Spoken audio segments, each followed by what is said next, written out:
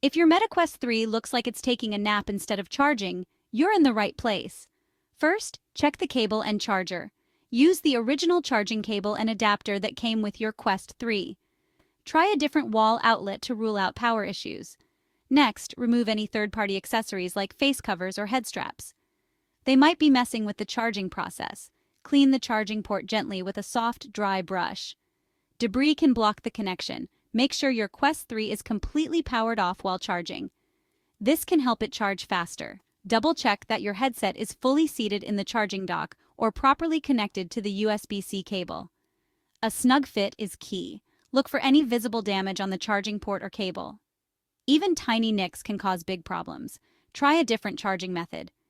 If you're using a dock, switch to a direct USB-C cable. If none of these steps work, contact Meta support for further assistance. You might also consider a factory reset or checking for software updates.